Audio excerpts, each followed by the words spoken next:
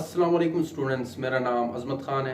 इससे जो previous videos थी हमने क्या पढ़ लिया, एक्सरसाइज 1.4 क्लियर कर ली, सॉरी 1.5 कंप्लीट कर ली। उम्मीद है आप लोगों को एक्सरसाइज 1.5 क्लियर हो गई होगी। आज हम स्टार्ट करते हैं एक्सरसाइज 1.6 की थ्योरी। इसमें देखते हैं थ्योरी हमारे पास क्या है। हम थ्योरी देख लेते हैं कि थ्योरी हमारे पास क्या है। जरा मुझे बुक दे देना, थैंक यू। अब इसमें थ्योरी दी है solutions of simultaneous linear equation. किसी भी साइमल्टेनियस लीनियर इक्वेशन के सॉल्यूशंस हम देखते हैं कि लीनियर इक्वेशन, सबसे पहले हम क्या पढ़ते हैं, लीनियर इक्वेशन। जरा मैं हेडिंग डाल देता हूं, लीनियर इक्वेशन, लीनियर इक्वेशंस, सही। अब लीनियर इक्वेशन एक ऐसी इक्वेशन होती है, सबसे पहले इक्वेशन में हम किसी चीज को, एक को हम कहते हैं एक्सप्रेशन, एक को हम कहते हैं इक्वेशन। एक्सप्रेशन और इक्वेशन में फर्क यह है कि इक्वेशन में इक्वलिटी का साइन आता है, जैसे कि 2x + 3 = 0। ये क्या है, ये एक इक्वेशन है। अब फर्दर इक्वेशंस के अंदर मैंने बताया कि इसमें क्या होता है, इक्वल टू का साइन आता है। अगर आप आ जाए लेट्स सपोज 2x + 3, ये इक्वेशन नहीं है। क्यों? क्योंकि एक इधर इक्वल टू का साइन नहीं, इसको हम क्या कहते हैं, एक्सप्रेशन, सही। तो फर्दर दिया है इक्वेशन की टाइप्स आती हैं। फर्स्ट टाइप है लीनियर इक्वेशन, सेकंड है क्वाड्रेटिक, जो मैट्रिक क्लास में इंशाल्लाह आप लोग पढ़ोगे, 10th क्लास में, सॉरी। और उसी तरह quadratic equation, biquadratic, pentic, hexic, heptic, ये नाम मुख्तलिफ है इक्वेशंस के। तो नाम क्यों रखे गए, हम लीनियर इक्वेशन को लीनियर इक्वेशन क्यों कहते हैं, लीनियर इक्वेशन को हम लीनियर इक्वेशन इसलिए कहते हैं क्योंकि उसमें जो वेरिएबल होता है, एक वेरिएबल भी हो सकता है, दो भी हो सकते हैं, दो वेरिएबल्स प्रोडक्ट की फॉर्म में भी हो सकते हैं। एक ऐसा इक्वेशन जिसमें वेरिएबल की हाईएस्ट पावर 1 हो। लीनियर इक्वेशन क्या बताया, एक ऐसा इक्वेशन जिसमें वेरिएबल की हाईएस्ट पावर 1 हो। वेरिएबल किसे कहते हैं, वेरी। एक ऐसी टर्म किसी भी इक्वेशन में यूज हो, जैसे कि x है, y है, z है, कोई भी हो सकता है, उसकी वैल्यू हमें मालूम नहीं होती। वजह, क्योंकि दुनिया भर की तमाम वैल्यूज, तमाम नंबर्स 1 से लेके 100 तक, 1000 तक, जितने भी नंबर्स आते हैं, पॉसिबिलिटी है कि उनमें, उन तमाम नंबर्स में से कोई भी नंबर उस वेरिएबल की वैल्यू हो सकती है। अब मैंने बताया वेरिएबल, और मैंने लीनियर इक्वेशन की क्या डेफिनेशन बताई, एक ऐसी इक्वेशन, एन इक्वेशन इन विच, जिसमें वेरिएबल हैज हाईएस्ट पावर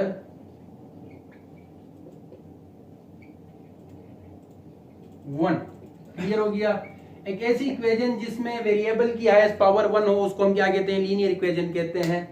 तो जरा देख लो, अब मैंने एक इक्वेशन बनाई, एक इक्वेशन बनाई 3x + y = 0।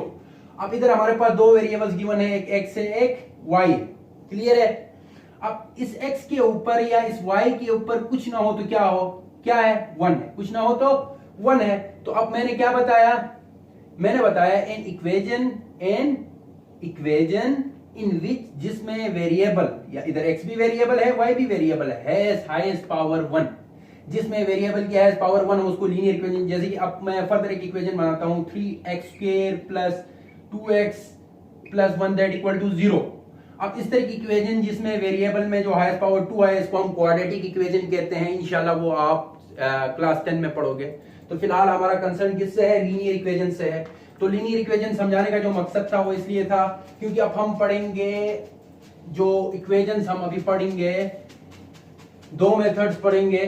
एक पढ़ेंगे मैट्रिसेस इन्वर्जन मेथड, एक हम पढ़ेंगे क्रेमर्स रूल। एक है matrix inversion method, matrix inversion method,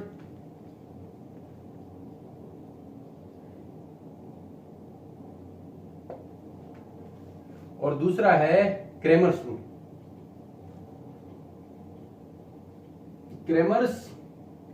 rule.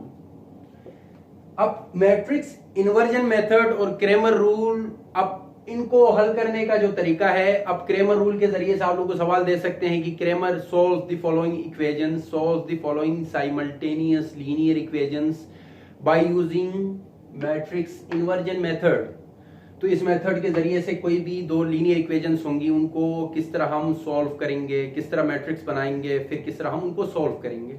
और उसी तरह आपको कहेंगे कि जो साइमल्टेनियस लीनियर इक्वेशंस हैं उनको क्रेमर रूल के जरिए से सॉल्व करो। तो क्रेमर रूल कैसा रूल होता है, उसमें हम किस तरह किसी भी दो लीनियर इक्वेशंस को किस तरह मैट्रिक्स की शक्ल देके उनको सॉल्व करते हैं। तो हम चलते हैं सबसे पहले मैट्रिक्स इन्वर्जन मेथड की तरफ। मैट्रिक्स इन्वर्जन मेथड, तो जर्नल में एग्जांपल ले लेता हूं। अब इस केस में मैं दो जर्नल लीनियर इक्वेशंस लूंगा। जर्नली एक लीनियर इक्वेशन है हमारे पास ax plus by that equal to c। एक है, चलो x1 कर दो, इसको y1 कर दो, इसको c1 कर दो। ax1 plus by1 that equal to c1। और उसी तरह दूसरी लीनियर इक्वेशन है ax2 plus by2 that equal to c2। यहां तक क्लियर हो गया। अब इधर इन इक्वेशंस में ये फर्स्ट लीनियर इक्वेशन है, ये सेकंड लीनियर इक्वेशन है। ये दो इक्वेशन है जो लीनियर है क्योंकि इनमें जो वेरिएबल की हाईएस्ट पावर क्या है, 1 है। और दूसरी बात, इधर जो a दिख रहा है, b दिख रहा है, b दिख रहा है, इनको हम क्या कहते हैं, कोफिशिएंट्स। कोफिशिएंट्स क्या कहते हैं, कोफिशिएंट्स। अगर मैं a की बात करूं, एक इसका कोफिशिएंट है, x2 का कोफिशिएंट है। ये किसका कोफिशिएंट है, x1 का कोफिशिएंट है। इधर b किसका कोफिशिएंट है, y1 का कोफिशिएंट है। और इधर b किसका कोफिशिएंट है, y2 का कोफिशिएंट है। अब कोफिशिएंट में आपका कोई नंबर आ सकता है, जैसे कि 2x आ सकता है, a की जगह में 2x आ सकता है। वो आप अब नेक्स्ट जब हम एक्सरसाइज सॉल्व करेंगे, एक्सरसाइज 1.6, उसमें इधर a b मैंने इधर लिया है, उनकी जगह में कोई आपका क्या आएगा, कोई नंबर आएगा। और उसी तरह इधर जो गिवन है c1 एंड c2, इनको हम कहते हैं कांस्टेंट टर्म। क्या कहते हैं, कांस्टेंट टर्म्स। अब इनको हमने सॉल्व कैसे करना है। फर्स्ट ऑफ ऑल जो फर्स्ट मेथड है मैट्रिक्स इन्वर्जन मेथड, इसका जो फॉर्मूला है, सबसे पहले मैं कोशिश करूंगा ये जो गिवन दो लीनियर इक्वेशंस थी इनको मैट्रिक्स की शक्ल दे दूं। मैट्रिक्स की शक्ल कैसे दूं, जो आपके कोफिशिएंट्स हैं, जैसे कि a है, b है, इधर a है, इधर b है। अच्छा एक काम करते हैं, तो इसको x1 y1 इसको हटा दो। अब कोफिशिएंट्स को हमने अलग रखना है ना, इसको a1 कर दो, इसको b1 कर दो, इसको b1 कर दो, इसको b1 कर दो। जरा मैं लिख देता हूं इनको दोबारा, क्योंकि ये तो आप लोगों को समझाने के लिए था। ये आप लोगों को जनरल दो इक्वेशंस ली थी, लीनियर इक्वेशन समझाने के लिए। क्या था, a1x प्लस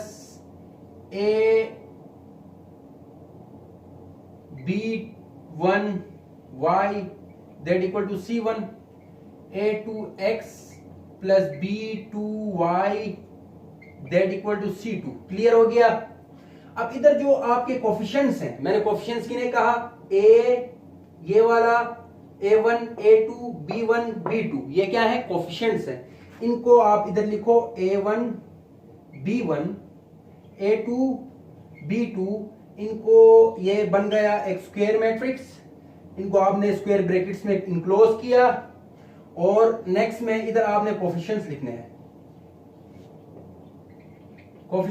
हैं, नेक्स्ट जो आपका मैट्रिक्स बनेगा उसमें आपने क्या लिखना है, आपने ये वेरिएबल्स लिखने हैं, x वेरिएबल और y वेरिएबल। अब इधर इन दोनों इक्वेशंस में, लीनियर इक्वेशंस में दो वेरिएबल्स हैं।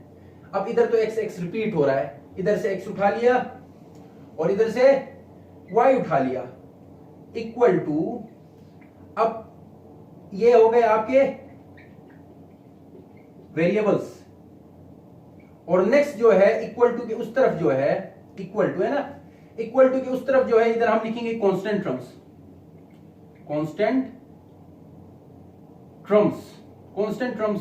ना लिख दो, चलो लिख देते हैं। अब इधर कांस्टेंट ट्रम्स कौन सी है, c1 एंड c2। और इस मैट्रिक्स को मैं नाम देता हूं कैपिटल ए। क्लियर है, इसको नाम देता हूं कैपिटल ए, लेट करके। इसको मैं नाम देता हूं कैपिटल एक्स इक्वल टू, और इसको मैं नाम देता हूं कैपिटल बी। क्लियर है। क्योंकि कैपिटल ए कैपिटल बी मैंने इसलिए लिया क्योंकि मैंने प्रीवियस वीडियोस में क्या पढ़ाया था, किसी भी मैट्रिक्स को अगर नाम देते हो लेट करके उनको कैपिटल अल्फाबेट्स में नाम देना है। तो इधर से हमें एक इक्वेशन ऑब्टेन होगी A X equal to B, A X equal to B. Clear है? अब इधर से हमने क्या करना है, ये जो ए है इसको मैं राइट साइड में शिफ्ट करूं। अब x और a का ताल्लुक क्या है, दोनों मल्टीप्लाई फॉर्म में है, प्रोडक्ट फॉर्म में है। प्रोडक्ट फॉर्म में है तो x, क्योंकि मैं x को अलग इसलिए कर रहा हूं क्योंकि x के अंदर जो वैल्यूज हैं क्या है, x small x and small y, क्योंकि ये वेरिएबल्स हैं।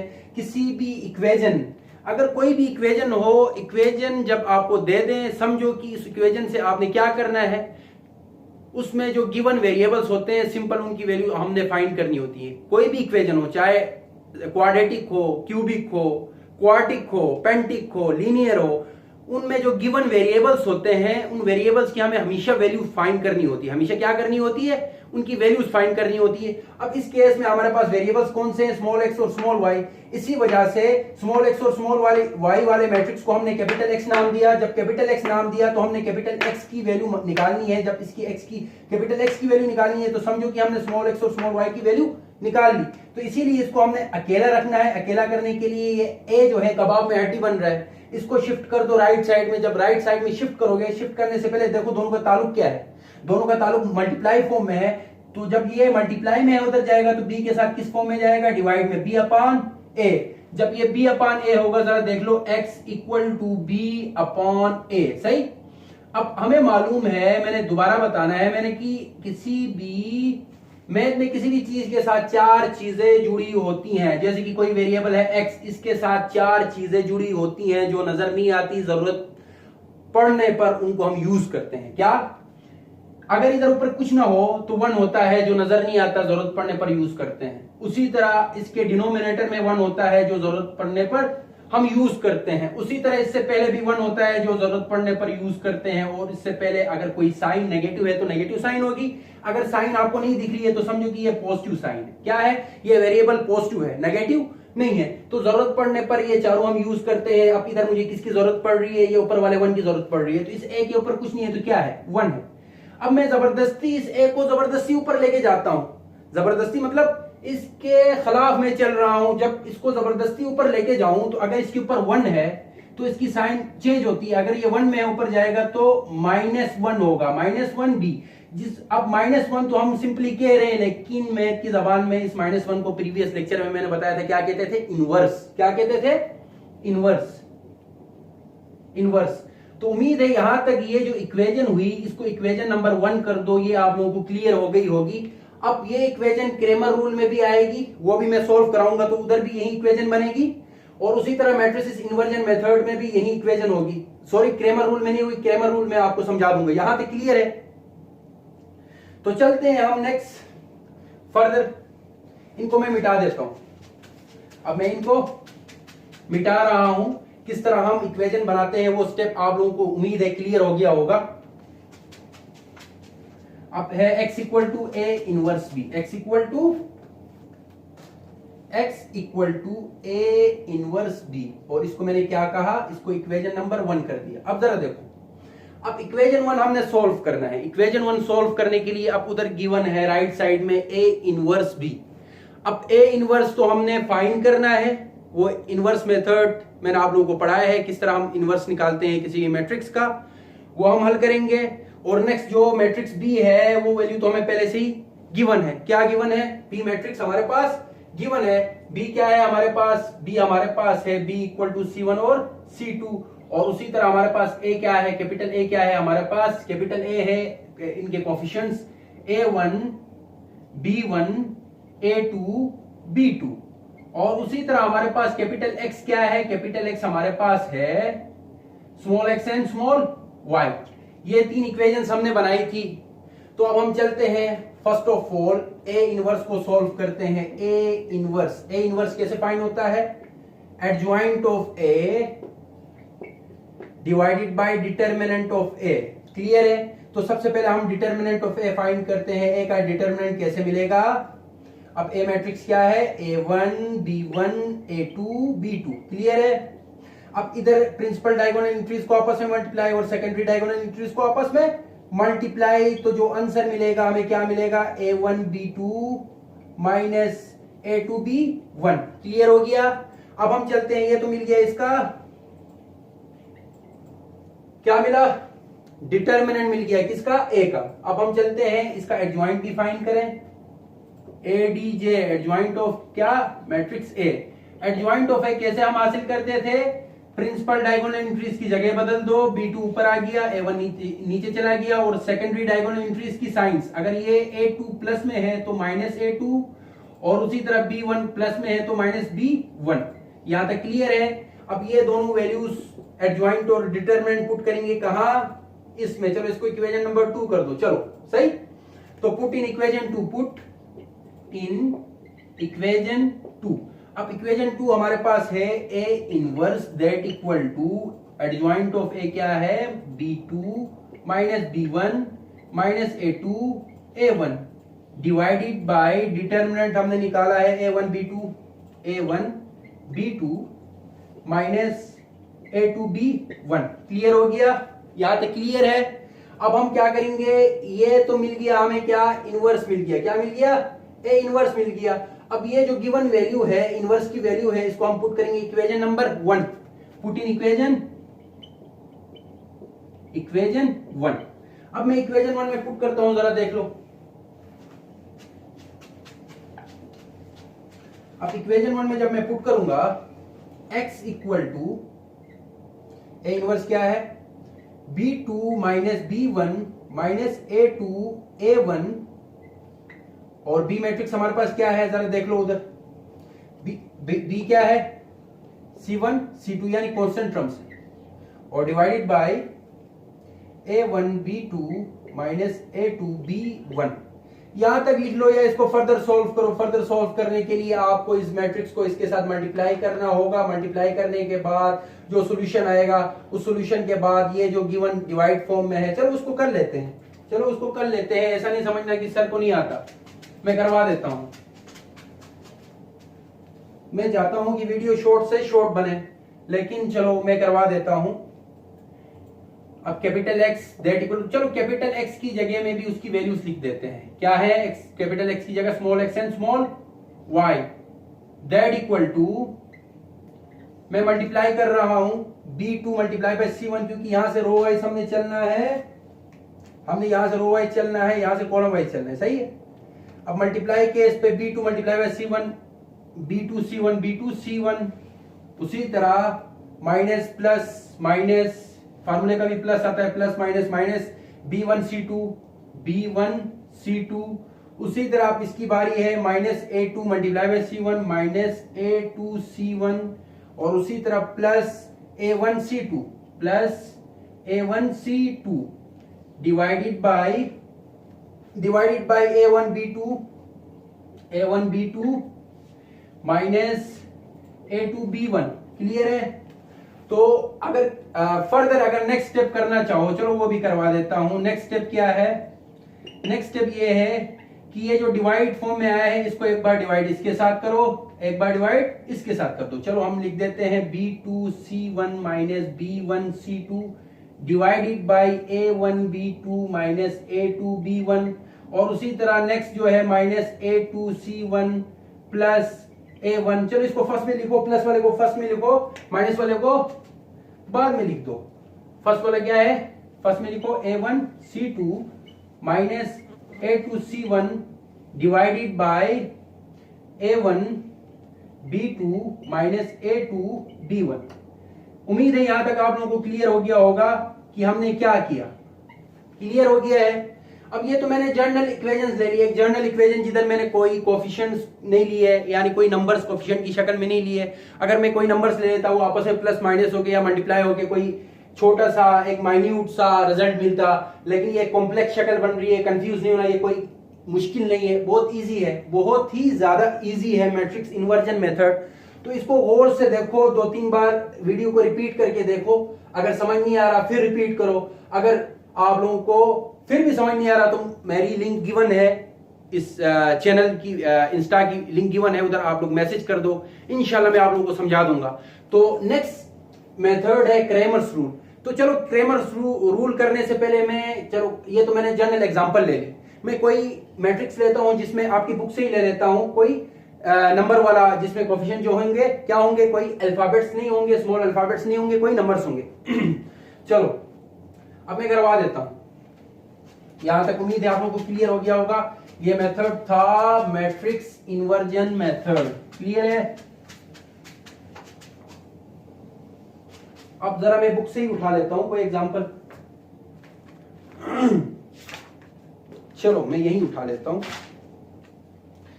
Find the solution set of the simultaneous equation, linear equation कहना चाहिए था, इनने इधर गलती कर दी है, इक्वेशन नहीं। इक्वेशन तो मुख्तलिफ किस्म की आती है। x plus 5y that equal to 4x plus 4y that equal to 3, clear है। अब ये दोनों इक्वेशंस कौन सी इक्वेशंस हैं, लीनियर इक्वेशंस हैं। तो मैंने आप लोगों को क्या बताया था, अब मैट्रिसेस हमने 3 बनाने हैं। एक मैट्रिक्स होना चाहिए खाली कोफिशिएंट्स का, एक मैट्रिक्स किसका होना चाहिए, आपके वेरिएबल्स का, और एक मैट्रिक्स आपका होना चाहिए कांस्टेंट टर्म्स का। तो अब मैंने बता दिया कांस्टेंट टर्म कौन सी है, वेरिएबल्स कौन से हैं और कोफिशिएंट्स कौन से हैं। तो अब इधर गिवन है, कोई भी कुछ ना हो। अब देखो मैंने वही बात बताई, अब इस x के साथ कुछ नहीं है तो क्या है, कुछ भी नहीं है तो क्या है, 1 है। इसके साथ कुछ भी नहीं है तो क्या है, 1 है। लेकिन कुछ हो तो वो है 5 और 4। अब इस x का कोफिशिएंट 1 है, y का कोफिशिएंट 5 है, x का कोफिशिएंट 1 है, y का कोफिशिएंट 4 है, y का कोफिशिएंट 4 है।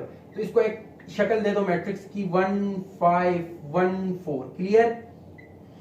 और दूसरा आपकी तरह हमने वेरिएबल्स को लेना है। वेरिएबल्स कितने हैं दोनों इक्वेशंस में, लीनियर इक्वेशंस में 2 हैं, एक x है और एक y है। और उसी तरह इधर इक्वल टू का साइन है, और कांस्टेंट टर्म कौन कौन सी हैं, 4 और 3। और उसी तरह आपने लेट करके अगेन नाम देना है, इसका नाम देना है कैपिटल A, इसका नाम देना है कैपिटल X, और इक्वल टू इसका नाम देना है कैपिटल B। तो x को हमने आजाद रखना है, इसकी वैल्यू हमने मालूम करनी है, तो a को उस तरफ भेजो। मैंने थोड़ा गैप दिया है, ऐसा नहीं समझना ये दूर है, समझ लो कि a और x करीब है। चलो मैं इसको करीब करीब लिख देता हूं, x equal to b, x equal to a inverse b। अब इनवर्स कैसे मिला, वो मैंने जो दरमियान में एक स्टेप छोड़ा है वो प्रीवियस उसमें मैंने बता दिया था। तो ये है इक्वेशन नंबर 1। अब ये है इक्वेशन नंबर 1।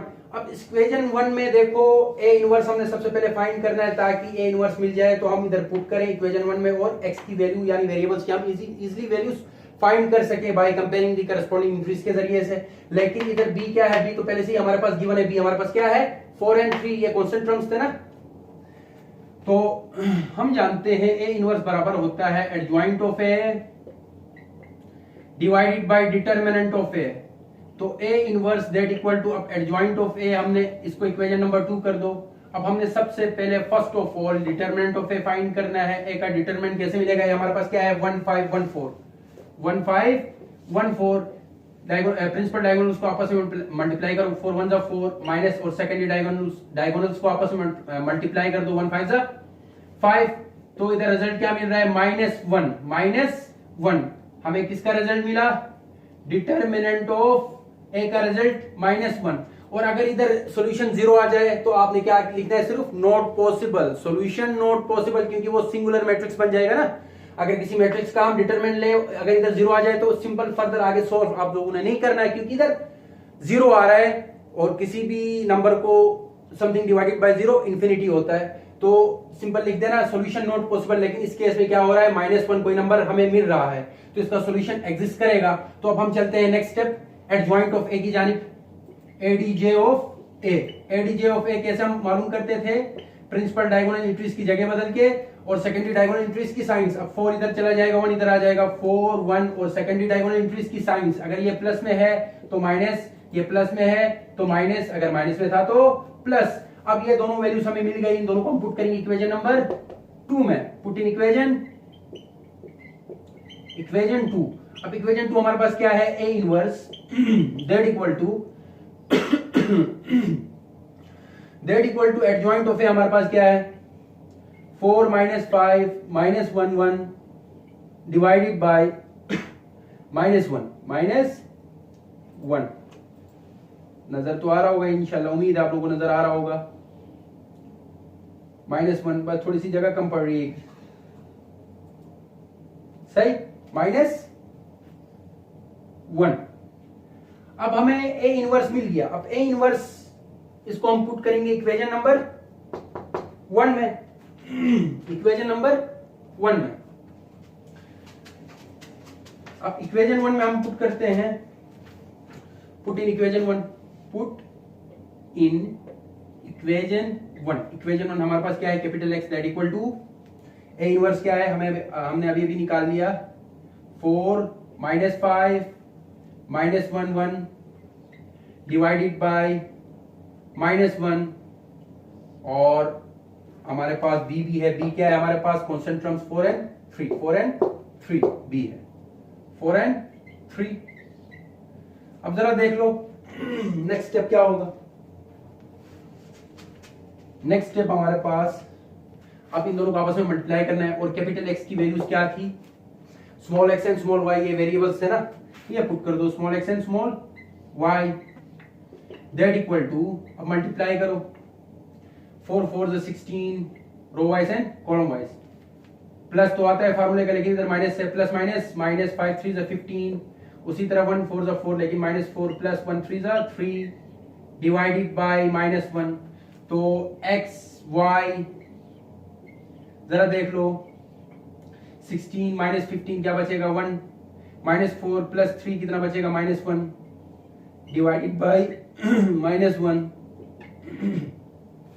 अब इस माइनस 1 को इसके साथ भी डिवाइड करो, इस माइनस 1 को इस इंट्री के साथ भी डिवाइड करो, तो क्या मिलेगा रिजल्ट 1 अपान माइनस 1, और उसी तरह minus 1 upon minus 1, minus minus cancel. तो जो रिजल्ट हमें मिलेगा इस केस में क्या मिलेगा, इस केस में हमें result X Y that equal to 1 upon minus 1, again minus 1 result हमें मिलेगा, और माइनस माइनस कैंसिल हो गए 1 अपान 1 1। तो अब हम क्या लिखते हैं, एक जुमला लिखते हैं, compare the corresponding entries, compare the corresponding entries. जरा देख लो, compare the corresponding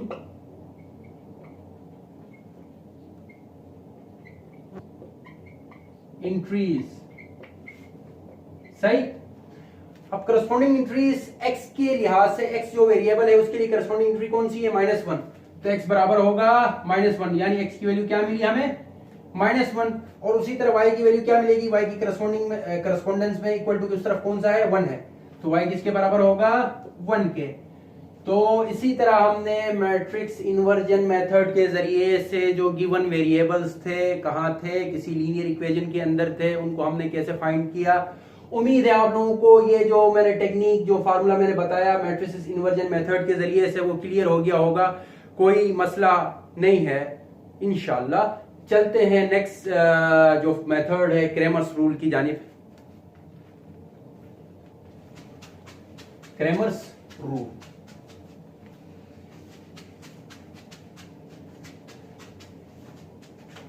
Cramer's rule ना, क्रेमर्स रूल किधर गया, क्रेमर्स रूल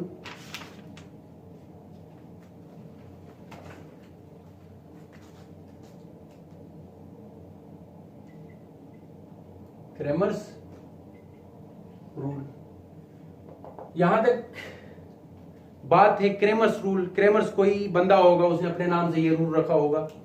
तो क्रेमर्स रूल की जानिब अगेन वही बात है, दो लीनियर इक्वेशन जनरल फॉर्म ले लो, a1x plus b1y that equal to c1, a2x plus b2y that equal to c2। Clear. Again हमने जनरल वही दो लीनियर इक्वेशन ले ली, इनमें मैट्रिक्स की शक्ल दो, एक को a1 b1 a2 b2, ये हो गया कोफिशिएंट्स, ये हो गए उनके वेरिएबल्स, और इक्वल टू ये हमें मिला उनके कांस्टेंट c1 c2। इसको हम क्या कहते हैं, इसको हम x कहते हैं, a कहते हैं, इसको हम क्या कहते हैं, इसको हम कैपिटल X, और इक्वल टू इसको क्या कहते हैं कैपिटल B। क्लियर। अब क्रेमर्स रूल के जरिए से हमने क्या करना है, एक उस तरफ लेके जाओ, एक को जब उस तरफ लेके जाओगे एक तरीका तो ये है, ये तो मैट्रिक्स इन्वर्जन मेथड हो गया। सबसे पहले क्रेमर्स रूल के जरिए से हमने कैसे सॉल्व करना है सवालात को। अगर हम बात करें किसकी, एक एक केस की जरा देख लेते हैं। एक एक केस की बात करें, एक्स की बात करें और उसी तरह वाई की बात करें। चलो सही है, एक्स की बात करें और वाई की बात करें। इसको इक्वेशन नंबर 1 कर दो। अब इधर हमने ए को उस तरह शिफ्ट करके उस तरह हमने हल नहीं करना, क्योंकि वो जो तरीका था, वो जो प्रोसेस था, वो आपका मैट्रिक्स इन्वर्जन मेथड में था। क्रेमर रूल में फर्स्ट ऑफ ऑल आपने ए जो मैट्रिक्स है उसका डिटरमिनेंट निकालना है, क्योंकि उसके बाद जो स्टेप्स है वो मैं आपको समझा दूंगा। सबसे पहले ए का डिटरमिनेंट निकालना है। ए का डिटरमिनेंट कैसे मिलेगा, A1 B1 A2 B2। Clear है, प्रिंसिपल के साथ multiply A1 B2 minus A2 B1। यहां तक क्लियर है। ये किसकी वैल्यू आई, ए के डिटरमिनेंट की। ए डिटरमिनेंट क्या मिला हमें, ये मिला। क्लियर, अब ये जनरल फॉर्म है। अब हम चलते हैं नेक्स्ट किसकी जानिब। अब हमने वेरिएबल्स की वैल्यू निकालनी है। किन की वेरिएबल्स की, स्मॉल एक्स और स्मॉल वाई की। अगर स्मॉल एक्स की हम वैल्यू निकालना चाहे, स्मॉल एक्स बराबर होता है determinant of A upon determinant of A upon A1 upon determinant of A. Determinant of A 1 upon determinant of A, इसको इक्वेशन 1 कर दो। और उसी तरह y के केस में, अब एक वेरिएबल तो हमें x मिल गया, उसका फार्मूला क्या है, determinant of A1 upon determinant of a। और उसी तरह y के लिहाज से क्या होगा, determinant of A2 divided by determinant of a। ये इक्वेशन नंबर 2 हो गया। अब a का डिटरमिनेंट तो हमने निकाल लिया। अब A1 का डिटरमिनेंट कैसे निकलता है, A1 किसे कहते हैं, किस तरह हम इसको हासिल करते हैं, उसकी जानिब चले। जरा देख लो, जरा इसको देख लो। चलो मैं ये मिटा देता हूं।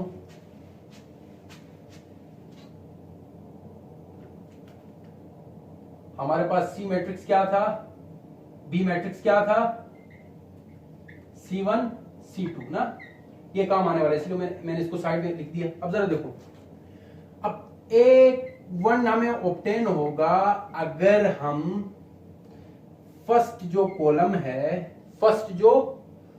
है इसकी जगह, फर्स्ट कॉलम की जगह जो आपके कांस्टेंट इंट्रीज थी C1 एंड C2 पुट करें, और इधर जो इंट्रीज थी उनको हटा दें। इधर इंट्रीज कौन सी थी, A1 एंड A2 थी, इनको मैंने हटा दिया, C2 लिख दिया। और आगे जो इंट्रीज है उनको एज इट इज रखना है B1 B2। ये मिला हमें A1।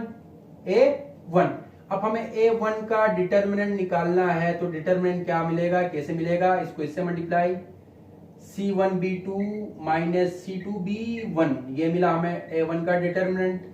और उसी तरह हमने क्या करना है, हमने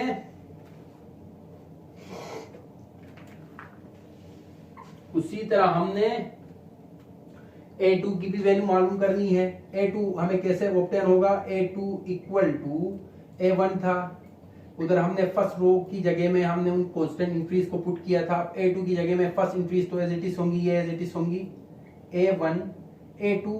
सिर्फ और सिर्फ जिस तरह हम कॉलम 1 को रिप्लेस करके कांस्टेंट टर्म पुट कर रहे थे A1 के केस में, इधर A2 के केस में जो सेकंड रो है उसकी इंक्रीज को रिप्लेस करेंगे कांस्टेंट टर्म से। C1 C2 इधर आ जाएगा, C1 C2 इधर आ जाएगा। और इसका जब आप डिटरमिनेंट निकालोगे तो A2 का डिटरमिनेंट क्या मिलेगा, इसको इससे मल्टीप्लाई करो, A1 C2 minus A2 C1।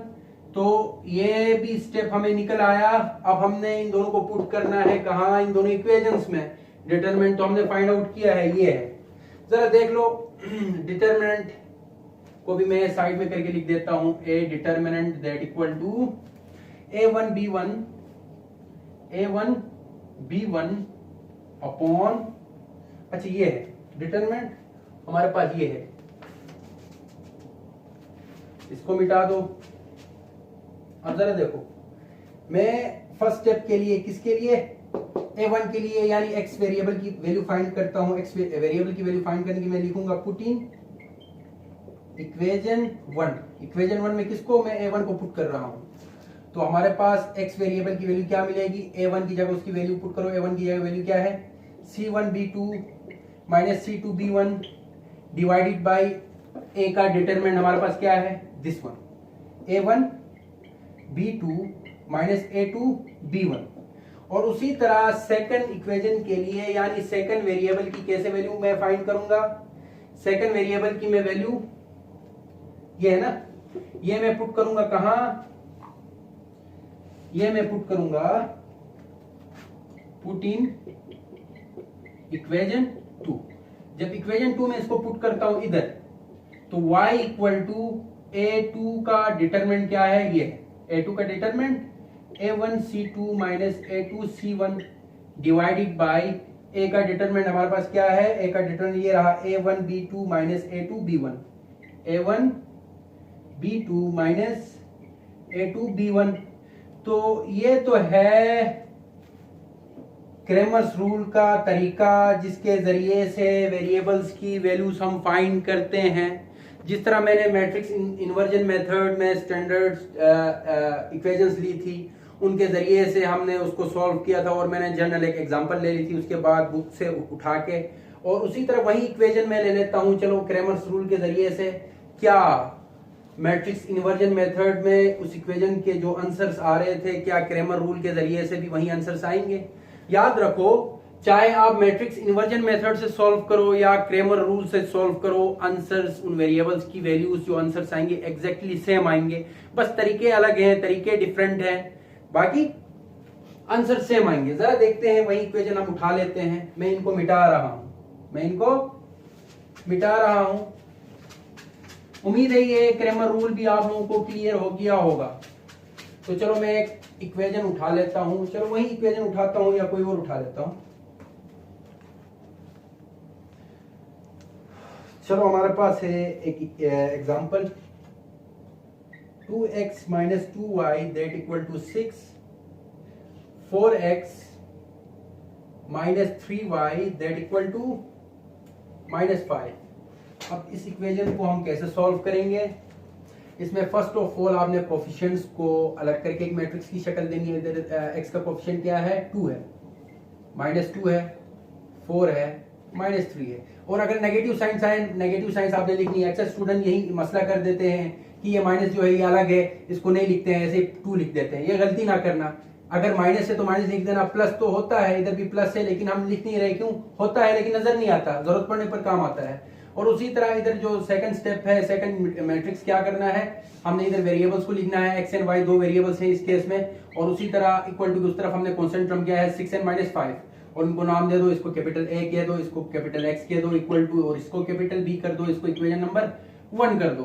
तो नेक्स्ट स्टेप क्या है, हमने क्या करना है, हमने ए मैट्रिक्स का डिटरमिनेंट फाइंड करना है क्रेमर रूल के जरिए से। ए का डिटरमिनेंट कैसे मिलेगा, 2 माइनस 2 4 माइनस 3 मल्टीप्लाई कर दो, ए डिटरमिनेंट दैट इक्वल टू 2 3 जा 6 माइनस 6 माइनस फार्मूले का अलग, 4 2 जा 8, इधर माइनस अलग, माइनस 8, सही। तो ए मैट्रिक्स का डिटरमिनेंट क्या मिला, minus 6 minus minus plus 8, that implies that A का डिटरमिनेंट हमें मिलता है 8 को प्लस 8 को माइनस 6 से, जब इसका सॉल्यूशन, इसका आंसर क्या आता है 2, इसका आंसर हमें 2 मिला, यानी ए मैट्रिक्स का डिटरमिनेंट हमें क्या मिला, 2 मिला। अगर इधर भी 0 मिल जाता हम कहते हैं सॉल्यूशन नॉट पॉसिबल, लेकिन इधर 0 के अलावा कोई और नंबर मिल रहा है, चाहे वो नेगेटिव हो या पॉजिटिव है, हमने सॉल्यूशन पॉसिबल उस केस में। जरा देखते हैं अब फर्स्ट स्टेप क्या था, एक्स वैल्यू के लिए हमारे पास था determinant of a1 divided by determinant of a, और उसी तरह y वेरिएबल के लिए क्या फार्मूला था, determinant of a2 divided by determinant of a। सबसे पहले हम इस स्टेप को करते हैं। इस स्टेप को करने के लिए हमें a1 का डिटरमिनेंट निकालना होगा। a1 का डिटरमिनेंट कैसे ऑब्टेन करते हैं, इधर जो आपकी इंट्रीज है ये 2 and 4, यानी 2 and 4 को रिप्लेस करो किन से, वेरिएबल से। वेरिएबल्स कौन से हैं, बी की जो बी मैट्रिक्स है उधर जो वेरिएबल्स गिवन है 6 and माइनस 5, वेरिएबल्स कह रहा हूँ sorry, constant terms 6 and minus 5, constant terms को इन दो इंट्रीज की जगह में रिप्लेस करेंगे। 2 and 4 की जगह क्या आएगा, 6 and -5 और उसी तरह -2 and -3 as it is, -2 and -3 as it is. तो अब इसका आप डिटरमिनेंट लोगे तो क्या मिलेगा आपको, 6 3 18 -18 माइनस फार्मूले का माइनस माइनस प्लस 5 2 10। तो डिटरमिनेंट ऑफ A1 क्या मिला हमें, -28। अब इसको हम कहां पुट करें, चलो इसको मैं इक्वेशन नंबर, ये 1 था तो इसको मैं 2 कर देता हूं, इक्वेशन नंबर 2। तो x equal to determinant of A1 क्या है हमारे पास, -28 divided by determinant of A हमने निकाला है क्या है, 2 है। 2 है, 2 1 2 2 14 28, x इक्वल टू -14 हमें वैल्यू मिली, इस केस में रिजल्ट मिला। और उसी तरह सेकंड जो स्टेप है उसमें हमने क्या करना है, y वेरिएबल की भी वैल्यू हमने फाइंड करनी है, इसकी y वेरिएबल की। तो y वेरिएबल की वैल्यू फाइंड करने के लिए सबसे पहले हम क्या करेंगे, सबसे पहले हम इसको भी मिटा दो, ये स्टेप तो हो गया, ये स्टेप हो गया। नेक्स्ट जो है y की वैल्यू, हमने y वेरिएबल की वैल्यू फाइंड करनी है, तो डिटरमिनेंट ऑफ A2 हमने मालूम करना है, ये कैसे मिलेगा।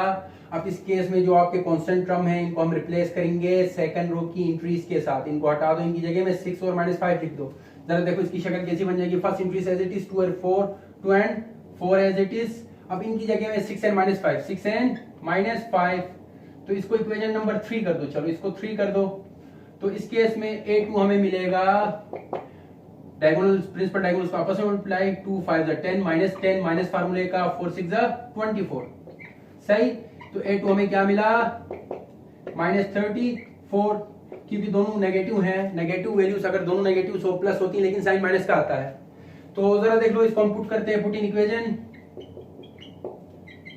2, सही, इक्वेशन 3 सॉरी, इक्वेशन 3 में जब हमने पुट किया y की वैल्यू क्या मिली, इसकी A2 डिटरमिनेंट क्या आया, -34 अपॉन डिटरमिनेंट ऑफ A क्या है, 2 है। 2 1 2 कितने 34, 2 17 34, तो y की वैल्यू क्या आई, -17। क्लियर है, x की वैल्यू क्या थी और y की वैल्यू क्या थी। x की वैल्यू मैंने इससे पहले निकाली थी, आप लोगों के पास नोट होगा, लेकिन मैंने मिटा दिया है।